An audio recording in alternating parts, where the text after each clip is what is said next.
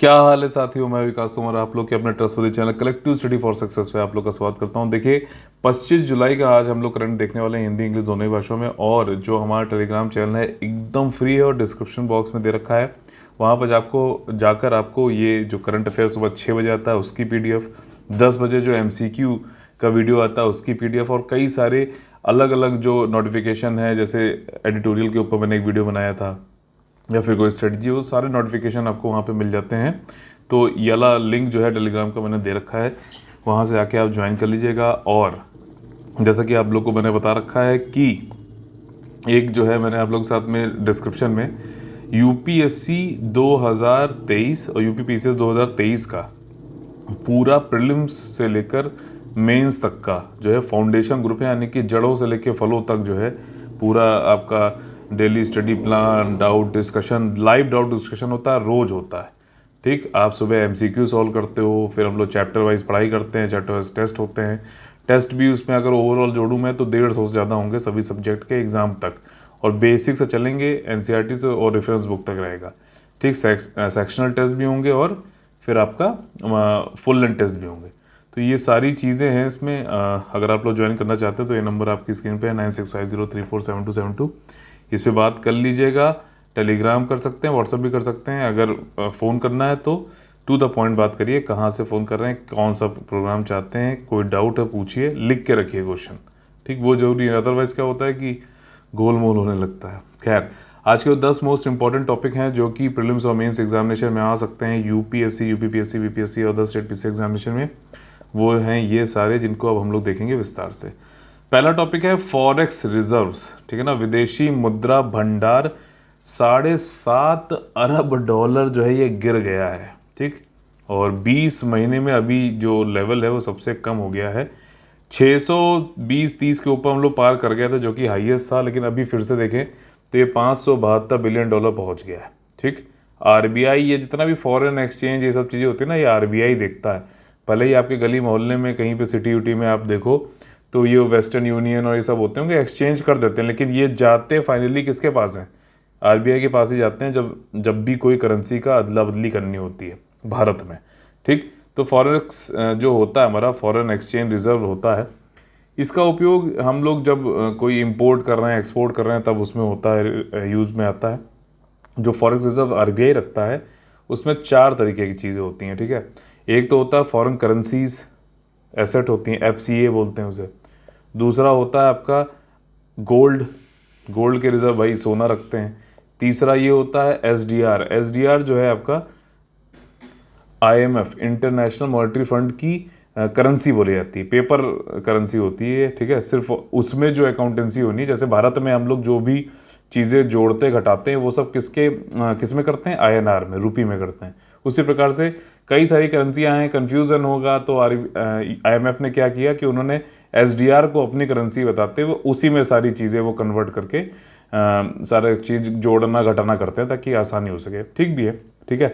तो ये होता है। और चौथा होता है रिजर्व ट्रांच। रिजर्व ट्रांच ये होता है कि जैसे IMF में क्या है, अच्छा IMF का आपको पता है रोल कि इंपोर्ट हो रहा है, एक्सपोर्ट हो रहा है, कई बार बैलेंस ऑफ पेमेंट की क्राइसिस हो जाती है। तो उस क्राइसिस से निपटने के लिए, जैसे हमारे साथ 1991 में हुआ था, हमारे पास सिर्फ 14 दिन का जो है इंपोर्ट को कवर करने का था। श्रीलंका का देख लो आप, कितना बुरी हालत है। ठीक, एक्सपोर्ट कर मतलब इंपोर्ट जो कर रहे हैं उसके पेमेंट करने के लिए उनके पास फॉरेन करेंसी नहीं है, तो उन सब में काम करता है। तो इसलिए क्या है कि IMF में कई अलग अलग कंट्रीज़ की उनकी GDP के अनुसार कुछ कोटा होता है, तो उस हिसाब से वो लोग अपना SDR उनका जो है अलॉटेड होता है। उसके बाद भी कुछ एक्स्ट्रा वो कुछ वहाँ पे अपना SDR के रूप में जमा कर सकते हैं। जैसे मान लीजिए इंडिया का $100 रखने का वहाँ पर SDR रखने का कोटा है। ठीक, और इंडिया ने 105 डॉलर वहाँ पे रख रखे हैं, तो कोटा था $100 का, और ये $5 जो एक्स्ट्रा रखे हैं ना, ये रिजर्व ट्रांच में आ जाएंगे।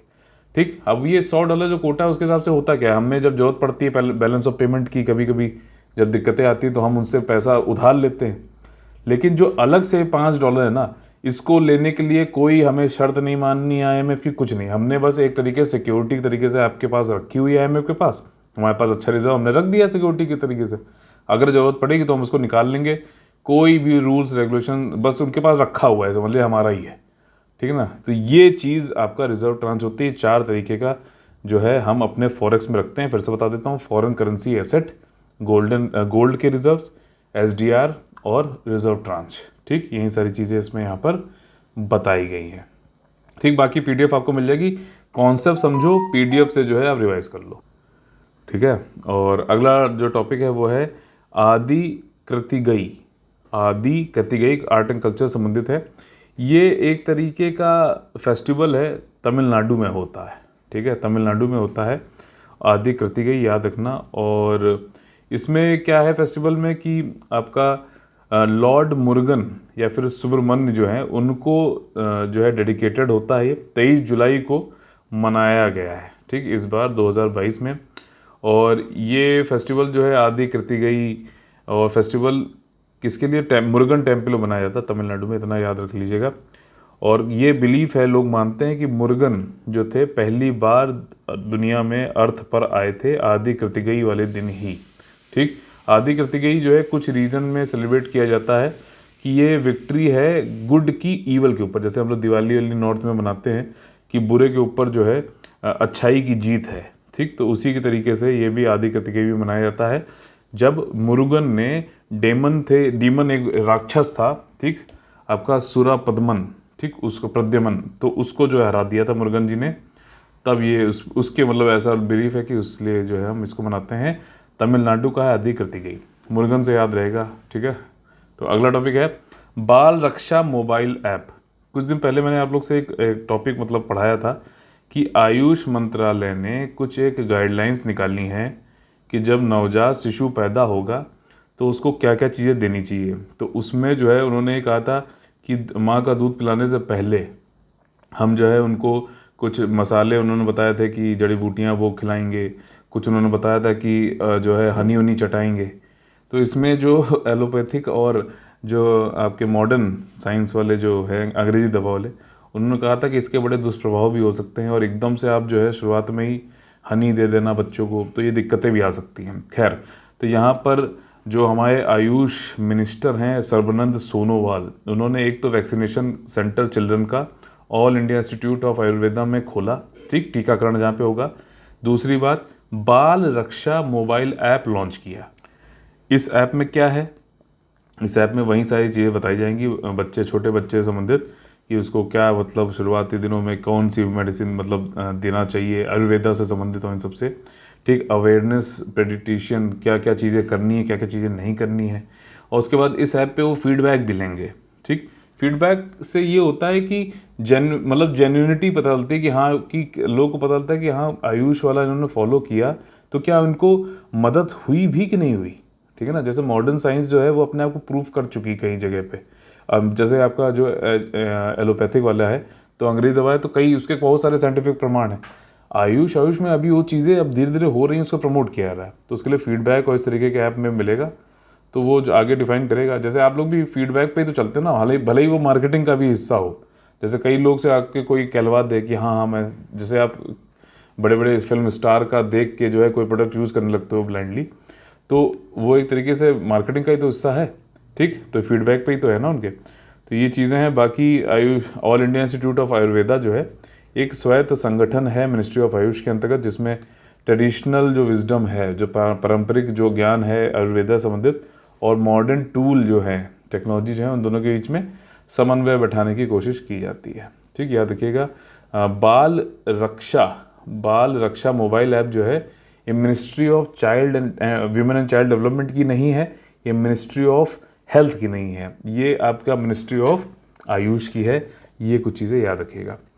अगला जो टॉपिक है वो है चमगादड़ से संबंधित। चमगादड़ से संबंधित मैंने पहले आप लोगों को पढ़ाया था कि सबसे ज़्यादा देश में सबसे ज़्यादा चमगादड़ की प्रजातियाँ कहाँ पाई जाती हैं भारत में, मेघालय में पाई जाती हैं। और मेघालय में 2 नई प्रजातियाँ जो है अभी रिसेंटली पाई भी गई हैं। ठीक है ना। एक थिक फुट वाला था, याद आ रहा है कि नहीं आ रहा है। देखो, करंट अफेयर रोज़ पढ़ना है आपको, ज़रूरी है। ठीक, जब सोचो आप रोज़ पढ़ रहे हो तब आपको याद नहीं आ रहा, तो आप मंथली पढ़ के पूरे मंथ का कैसे आप याद रख सकते हो। इसलिए रोज़ पढ़ो। और संडे को, जैसे आज संडे मतलब कल संडे था, तो आप क्या कर सकते हो कि रोज़ पढ़ने के बाद 1.5x या फिर 1.75x पे जाकर आप पूरा रिवीजन कर डालो पिछले हफ्ते का। ठीक है ना। मंडे से लेकर जो या फिर पिछले संडे से लेके सैटरडे तक का कर डालो, क्या दिक्कत है। जितना रिवीजन करोगे कॉन्सेप्ट आएंगे दिमाग में, आपको खाली बैठ के देखना है, सुनना है, कोई नोट्स वोट्स बनाने की जरूरत नहीं है, PDF आपको मिल ही जा रही है, उससे पढ़ो आप। ठीक, नोट्स देखिए थर्ड रीडिंग से पहले मत बनाया करो, नहीं तो आप सब कुछ छाप दोगे, इससे बढ़िया फोटो स्टेट करा लो, प्रिंट आउट निकलवा लो। तो चमगादड़ से संबंधित यहाँ पर ये चीज़ बताई जा रही है कि अगर भारत के अगर आप वेस्टर्न घाट्स में देखो तो जो सदर्न एरिया है वहाँ पे जो चमगादड़ है, सदर्न एरिया में आपका केरला हो गया, कर्नाटका हो गया, तो यहाँ पर 50% से ज़्यादा जो है हैबिटेट है जहाँ पे 37 स्पेशीज़ चमगादड़ों की रहती है। लेकिन ज़्यादातर यहाँ पे चमगादड़ जो प्रोटेक्टेड एरियाज़ हैं, कई सारे यहाँ पर राष्ट्रीय उद्यान हैं या फिर आपका बायोडाइवर्सिटी हॉट स्पॉट्स हैं, तो उनके बाहर हैं ये जो चमगादड़ की स्पेशीज़ पाई जाती हैं। और इनके मीट के लिए, खाने के लिए इनका जो घर है, हैबिटेट लॉस हो रहा है। साथ ही साथ एक नई चीज़ जुड़ी है चमगादड़ों के साथ में, आपने ज़रूर इस चीज़ को नोटिस किया होगा, चाहे कोरोना हो या फिर निपा वायरस हो, चमगादड़ों को ये देखा जाता है कि ये आके जो है बीमारी फैलाता है बहुत ही भयंकर लेवल की। तो चमगादड़ों के लिए ये है कि मारो इनको, ठीक है ना। तो ये भी एक चीज़ है जिसकी वजह से इनके स्पेशीज़ को खतरा है। ठीक, तो यहाँ पर जो स्टडी हुई है उसमें उन्होंने यही बताया है कि जो ये प्रोटेक्टेड एरियाज़ हैं केरला, कर्नाटका, तमिलनाडु में, जैसे कि अगस्त्यमलाई, पेरियार टाइगर रिजर्व, इसको मैप पे जाके देखो, मैप खोलो, बैठो साथ में। मैं आपसे रोज़ कहता हूँ मैप बुक जरूर रखिए, ठीक है। और तुरंत नहीं, जब मैं बता रहा हूँ पढ़ा रहा हूँ तब नहीं, ठीक, आप बगल में लिख लो एक पेज पे, खाली पेज पे, और फिर बाद में देख लेना। वीडियो देखते हुए ना नोट्स बनाओ, ना जो है सीधे सीधे जाके कहीं देखो, वीडियो पूरा ख़त्म हो जाए, ठीक, उसके समय पे कोई क्वेश्चन लिखना तो जल्दी से लिख लो कीवर्ड, बाद में देखना। नहीं तो ये आधे घंटे का वीडियो जो मैक्सिमम होता है ये आपका 1.5 घंटे हो जाएगा, वो उद्देश्य नहीं है। फिर मैं 4-5 घंटे क्यों खर्च करता हूँ आप लोग के लिए इस पर। ठीक, आप पूरा देखो, उसके बाद जो है 15 मिनट में एक साथ पूरी जो भी आपको डाउट हो देख लो, और जो फिर भी ना समझ में आए क्वेश्चन पूछ लो। 1 घंटे ज़्यादा नहीं दिन में देना है। ठीक, एडिटोरियल 2 जरूर पढ़ो, मैंने संपादकीय, अगर वो वीडियो नहीं देखा है तो मैं आपको बता रहा हूँ बड़ी गलती करो, मैंने सिग्निफिकेंस सब कुछ उसमें बताया, प्लीज़ उसको जरूर देखना। ठीक, अन्नमलाई, नीलगिरीज, वयनाड, मुद्दुमलाई कॉम्प्लेक्स, ब्रह्मागिरी, ये सारे जो है देखिए है कि मैप में कहाँ पर है। ठीक, और यहाँ पर कुछ रेयर और इंडेंजर्ड बैट स्पेशीज़ भी हैं, लुप्तप्राय चमगादड़ों की एक स्पेशीज़ भी है, जैसे फ्रूट बैट है, फ्रूट बैट याद आ रहा है ना, निपा वायरस। इसके बाद पमोना राउंड लीफ बैट है। 37 जो ये बैट स्पेशीज़ हैं अलग अलग, उसमें खैर इतना फैक्ट देखने वाली जरूरत नहीं है, बस ये चीज़ है कि कोविड हो रहा है, इन सब की वजह से फैट्स, और ये बैट जो है प्रोटेक्टेड एरियाज़ के बाहर हैं, तो हो सकता है कि इनकी जो पूरी जनसंख्या है वो गायब कर दी जाए। ठीक, मीट के लिए, हैबिटेट लॉस की वजह से और स्टिग्मा की वजह से मार डालो। ठीक है, अगला टॉपिक है GST ऑन लैब इक्विपमेंट। अभी आप लोग को मैंने एक क्वेश्चन ये वाला टॉपिक पढ़ाया भी था कि 47th जो GST काउंसिल की मीटिंग हुई थी चंडीगढ़ में, ये याद रखिएगा क्योंकि लोकेशन ये सब स्टेट पीसेस वाले जो एग्जामिनेशन होते हैं ना उसमें पूछ सकता है। ठीक, तो उसमें क्या हुआ कि भाई साहब कई सारी जगह पे मान लीजिए जो जैसे दही कोई बना रहा है, पनीर बना रहा है, जो ट्रांसपेरेंट पन्नी में आता था लेकिन लेबल के साथ आता था, तो उस पर पहले कोई GST नहीं लगता था, उसको GST में ले आए। कुछ लैब की जो इक्विपमेंट्स ऐसी थी जो हेल्थ सेक्टर में यूज़ होती थी, उसमें मान लीजिए पहले 5% लगता था, तो अब उस पर 12%, 18% लगा दिया, तो हेल्थ सेक्टर पे जो है ये बढ़ा दिया गया है। तो इस पर कई लोगों ने यहाँ पर नाराज़गी बताई है कि भैया आपने 6 से 12% ज़्यादा कर दिया, तो अब ये महंगा हो जाएगा, और हेल्थ की महंगा करने का मतलब इतना ज़्यादा क्या वो था।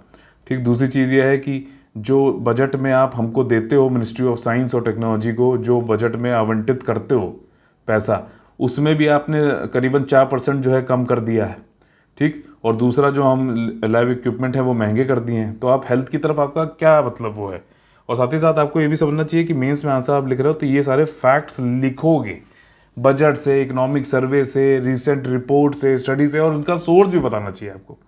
साथ ही साथ यहाँ पर जो साइंटिस्ट हैं उन्होंने दुनिया भर, पूरे इंडिया भर से जो है एक पटिशन चलाई है और कहा है आत्मनिर्भर भारत जो मोदी जी की जी एक कैंपेन है, पॉलिसी है, वो सभी लोग जो है बड़े अच्छे से फॉलो कर रहे हैं। तो इसमें क्या है कि आत्मनिर्भर भारत होने की वजह से क्या हुआ कि कई सारे जो इंपोर्ट आसानी से आ जाते थे, अब उसमें बहुत टीडियस हो गया है, बहुत ज़्यादा डॉक्यूमेंट्स लगते हैं, बहुत डिले होता है, काफ़ी टाइम कंज्यूमिंग हो गया है। सेक्रेटरी और मिनिस्ट्री लेवल पे। तो जब मतलब हम ऑल्टरनेटिव मिल जाए उसके बाद आप आत्मनिर्भर भारत एकदम से इंपोर्ट को जो है कठिन बनाओ, तब तो बात अलग है। आप अपना काम करते रहो, लेकिन अभी जो है तुरंत आत्मनिर्भर भारत के चक्कर में जो मरीज है, जो जिसको ज़रूरत है, उसको क्यों आप डिले करा रहे हो। तो ये कुछ अच्छे कंसर्न हैं, इसको आपको अपने पॉइंट में लिखना चाहिए। ठीक, एनालिसिस मतलब आपको दोनों चीज़ पता होनी चाहिए, तब आप जो है अपना वे फॉरवर्ड लिखिए। अगला टॉपिक है इकोनॉमी संबंधित rules for boarding specially abled people on aircraft. तो दिव्यांग जन जो होते हैं, ठीक, तो उन जो जैसे कई सारी जो अभी पीछे आप लोगों ने पढ़ा भी होगा कि एक एयरलाइंस कंपनी ने दिव्यांग जन को मना कर दिया कि वो बोर्ड नहीं कर सकता, क्योंकि पूरी फ्लाइट को खतरा हो सकता है, उसकी मतलब उसको भी खतरा हो सकता है। तो कुल मिला के उन्होंने मना कर दिया दिव्यांग जन को। तो अब यहाँ पे DGCA जो directorate general of civil aviation होता है, उसने ये कहा है कि भैया तुम इस तरीके से अपने मनमानी करते हुए नहीं मना कर सकते दिव्यांग जन को कि पूरी फ्लाइट को खतरा है, आप मत चढ़िए या जो भी है। आपको ये इंश्योर करना होगा कि फैसिलिटेट करना पड़ेगा, सुविधाजनक बनाना पड़ेगा कि कैसे कैसे आप मतलब ज़्यादा से ज़्यादा दिव्यांगजनों के लिए सुगम बना सकें कि वो फ्लाइट में चढ़ें और फ्लाइट लें, ट्रैवल कर सकें। तो उसके लिए अभी रूल्स यहाँ पर इन्होंने अमेंड किए हैं और कहा है कि जो भी फ्लाइट वाला है वो ये नई एयरलाइन वाला ये बिना मेडिकल ओपिनियन के, किसी डॉक्टर के आप मना नहीं कर सकते हो। ठीक है, मान लीजिए किसी दिव्यांगजन को उन्होंने मना कर दिया कि भैया आप नहीं चढ़ सकते, तो आप पहले मेडिकल ओपिनियन लो, डॉक्टर एक्सपर्ट ओपिनियन देगा कि हाँ ये नहीं चढ़ सकते, तब है। आप अपने मन से नहीं कह सकते, आप उसके एक्सपर्ट नहीं हो। ठीक है, तो ये चीज़ ध्यान रखिएगा। और एक्चुअली मैंने पंखा या फिर नहीं चलाता हूँ क्योंकि फिर आवाज़ आने लगती है, तो इसलिए पसीना आता रहता, तो डोंट माइंड इट। ठीक है, तो काफ़ी खून पसीने की मेहनत से ये बनता है वीडियो आप लोगों के लिए। तो लाइक शेयर तो ज़रूर किया करिए, अगर आप लोगों को अच्छा मटेरियल मिलता तब, पसीने के लिए ना करो, लेकिन वैसे कर सकते हो। तो यहाँ पे देखिए DGCA रेगुलेशन ने यही कहा है कि मेडिकली ओपिनियन मिले कि भैया ये नहीं चढ़ सकते हैं दिव्यांगजन, खतरा हो सकता है, तो मत, कोई दिक्कत नहीं है, लेकिन उसके बिना खुद से मत बोलिए। यही चीज़ उन्होंने पहले बताई है। पहले क्या रूल्स थे? पहले रूल्स ये थे कि एयरलाइन जो है डिनाई कर सकता था किसी भी पर्सन को अगर उसको लगता है कि फ़्लाइट को कोई सेफ्टी का कंसर्न हो सकता है। ठीक, तो ये चीज़ें हैं। हाउएवर एयरलाइन जो है were bound to specify in writing the basis of such refusal. अगर मना भी करता है तो अभी भी वो ज़रूर बताता है कि हमने क्यों रिफ्यूज़ किया है, तो वहीं तो पकड़ा जाता है वो। खैर, अगला टॉपिक है पॉलिटिकल गवर्नेंस संबंधित। देखिए मैंने आप लोगों को बताया था 22 जुलाई को हमने 22 जुलाई 1949 को, ठीक, हमने अपना तिरंगा जो है हमने अडॉप्ट किया था। ठीक, 22 जुलाई 1949 में। उसी डेट को जो मोदी जी ने कहा कि जब इस साल 75वां स्वतंत्रता दिवस होगा तो 13 और 15 तक आप लोग हर घर तिरंगा कैंपेन के अंतर्गत अपने घरों में तिरंगा लगाओ। ठीक, अब तिरंगा लगाने के लिए जो है ध्वज को फहराने के लिए कई सारे, एक फ्लैग कोड ऑफ इंडिया है, उसमें कई सारे रूल्स हैं। तो रूल्स में कुछ अमेंडमेंट किए गए। अभी ये क्या है कि 13 से 15 तक है, तो डिग्निटी मेंटेन करते हुए as per the flag code of India आप रात में भी लगा सकते हो। पहले था कि सूर्यास्त के बाद नहीं लगा सकते, सूर्योदय से लेकर सूर्यास्त से पहले तक ही आप फ्लैग को लगा सकते हो। पब्लिक प्राइवेट एंटाइटीज़ के लिए अलग अलग था। तो अब इसमें कुछ अमेंडमेंट किए गए हैं, खास तौर पे इस वाले जो है हर घर तिरंगा वाले कैंपेन के लिए। ठीक, वही सारी चीज़ें यहाँ पे बताई गई हैं। 13 से 15 करना है, ज़रूर करिए। और mygov.in करके जो वेबसाइट है उस पर आप जाके वो भी कर सकते हो, लोकेशन मार्क भी कर सकते हो, टैगिंग भी कर सकते हो कि देखो हमने यहाँ पर किया है। तो दिखेगा कि आपके घर पे कि आपने मैप पे दिखेगा कि आपने जो है तिरंगा लगाया है। ठीक, तो बढ़िया है, बहुत अच्छा कैंपेन है। अब इसमें चक्कर ये है कि जो नहीं लगाएगा, समझ रहे हो ना। खैर, अगला टॉपिक है नेशनल ब्रॉडकास्टिंग डे। तो ये 23 जुलाई को होता है। पहली बार भारत में 1927 में, बिफोर द इंडिपेंडेंस, जो है हमारे यहाँ रेडियो स्टेशन चला, बॉम्बे में चला, और रेडियो हम लोगों ने पहली बार सुना। ठीक, 8 जून 1936 को इंडियन स्टेट ब्रॉडकास्टिंग जो सर्विस है वो ऑल इंडिया रेडियो बन गई थी। 1927 से जो रेडियो है हमारी जीवन का बड़ा एक मतलब हिस्सा है।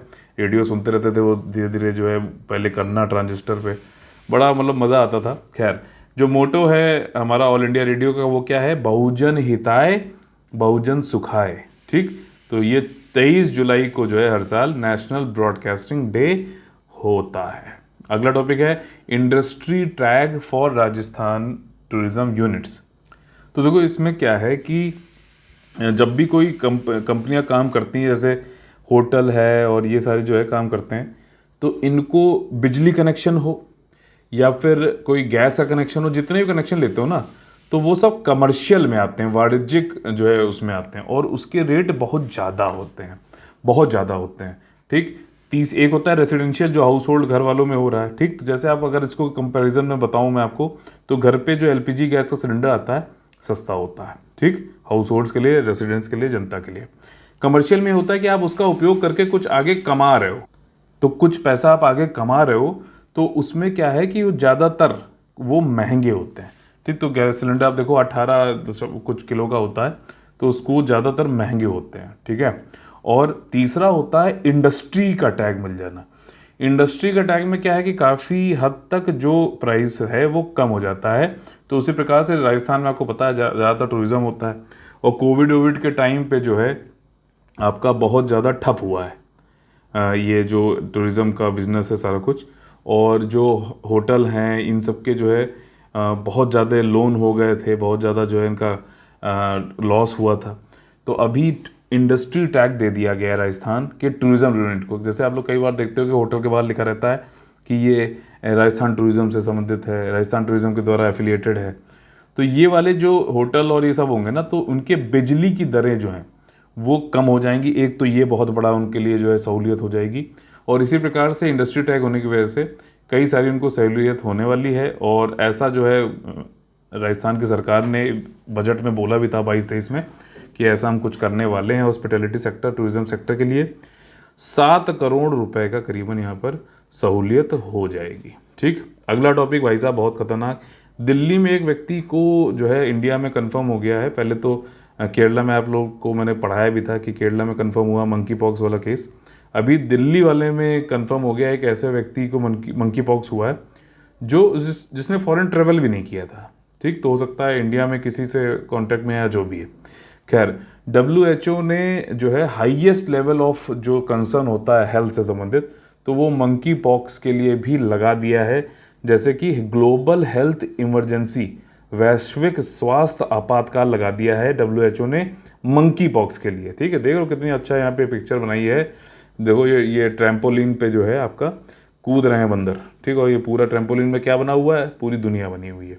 ठीक, तो इसी प्रकार से जो है आपका कोरोना के लिए और पोलियो के लिए जो है ग्लोबल हेल्थ इमरजेंसी चल रही है। ठीक, और अभी यहाँ पर देखें तो WHO में ये सेकेंड मीटिंग थी और वहाँ पे इसको इमरजेंसी घोषित कर दिया है इस वायरस के लिए। स्मॉल पॉक्स जैसा ही होता है, चेचक जैसे पहले होता था। ठीक, और इसके लिए कोई वैक्सीन तो नहीं है रिकॉग्नाइज्ड। और यहाँ पर 16,000 केसेस 75 कंट्रियों से आ चुके हैं, 5 डेथ हो चुकी हैं। अब देखो एक चीज़ ये भी आप सोच सकते हो कि यार कोरोना आया, इतने लोग मरे, इतने केसेस हुए, तो उसका तो बनता है पब्लिक हेल्थ इमरजेंसी लगाना। लेकिन ये क्या यार, 5 लोग मरे और तभी पब्लिक हेल्थ इमरजेंसी लगा दी। तो कई लोग ऐसे ही बेवकूफ़ी वाली बात कर सकते हैं। तो क्या कोरोना आया तो उसमें लाखों लोग मर गए, तो क्या हम वेट करें पब्लिक हेल्थ इमरजेंसी घोषित करने के लिए कि जब लाखों लोग मर जाएंगे तब हम घोषित करेंगे, तब हम थोड़ा सा इसके ऊपर कंसर्न जताएंगे? ऐसा नहीं होना चाहिए। कभी कभार ये जो होती हैं चीज़ें उसको हमें नॉर्मल नहीं समझना चाहिए। हमें ये देखना चाहिए कि जैसे ही चीज़ें आउट ऑफ प्रोपोर्शन हो रही है हमें वहीं रोकना चाहिए। समझ रहे हो, रोकना चाहिए। तभी मैं कहता हूँ कि पढ़ाई ऐसी मत रोको, एक दिन से ज़्यादा तो बिल्कुल नहीं रुकनी चाहिए अगर आप सिविल सर्विसेज की तैयारी कर रहे हो। नहीं तो क्या होता है कि फिर वो वापस रूटीन मोमेंटम बनाने में ना बहुत टाइम लगता है। ठीक, तो ये चीज़ें हैं। बाकी जो हमारे पेड कोर्सेज हैं 2023 के लिए, 2022 के लिए, मेंस आंसर राइटिंग के लिए, आपका करंट अफेयर मॉड्यूल के लिए, डाउट डिस्कशन के लिए, इसके लिए मैंने ऑलरेडी डिस्कशन बॉक्स में दे रखा है वीडियो, वहाँ पे जाके आप देख सकते हो। वीडियो की शुरुआत में भी मैंने बताया था। ठीक, हमारा जो नंबर है वो है 9650347272। इस पर आप हमसे टेलीग्राम, व्हाट्सएप और कॉल भी कर सकते हैं, बट टू द पॉइंट रहिएगा। 2023 वाले के लिए इनिशियली आप 5,000 रुपये देकर इंस्टॉलमेंट देकर जो है आप ज्वाइन कर सकते हो। ठीक, 2023 वाले के लिए सिर्फ है, बाकी तो बहुत ही मान्यूट सी फीस है। ठीक, डाउट डिस्कशन के लिए सिर्फ 500 रुपये महीना है। कहीं पे भी आप कुछ भी स्टडी संबंधित आपको डाउट है तो आप पूछ सकते हो। ये नेट बैंकिंग की डिटेल्स हैं, UPI की डिटेल आपके सामने है, QR कोड है, वन टाइम पेमेंट है सिर्फ 2023 वाले को छोड़कर। ठीक, 15 महीने से भी ज़्यादा लंबा कोर्स है, ध्यान रखिएगा। और अंत में हम लोग जो है अपना मोटिवेशनल कोट लेके हाउ इज़ द जोश वाली जो है उस पर ख़त्म करेंगे। ठीक, तो देखो यहाँ पे थोड़ा सा रेसिस्ट वाले जो लोग होते हैं ना, उनके लिए भी आप समझ सकते हो। कहते हैं काला रंग अशुभ होता है, काला रंग अशुभ होता है, पर स्कूल का वो ब्लैक बोर्ड लोगों की ज़िंदगी बदल देता है। ठीक है ना, तो ब्लैक बोर्ड से सभी लोग पढ़ के आए हैं, वो भी काला ही था, और उसने जो है कितनी ज़िंदगियां बदली हैं आप भी जानते हैं। इसी एक पॉजिटिव कोट के साथ में आज का सेशन ख़त्म करते हैं। 9650347272 हमारा नंबर है, इस पे आप हमको कांटेक्ट कर सकते हैं अगर आपको कोई डाउट है या पेड कोर्सेज के बारे में जानकारी लेनी। तो चलिए कल फिर से मुलाकात, नहीं कल नहीं, अभी तो MCQ वाला वीडियो आएगा आज ही, बहुत सारा, हर दिन हम लोग इंप्रूवमेंट करते हैं। MCQ आएगा 10 बजे, उसकी PDF इसकी वीडियो सब आपको मिल जाएगी। तो चलिए मिलते हैं अगली वीडियो में, तब तक के लिए आप लोग से लेते हैं अलविदा। जय हिंद, जय Bharat, all the very best, Vande Vande Mataram.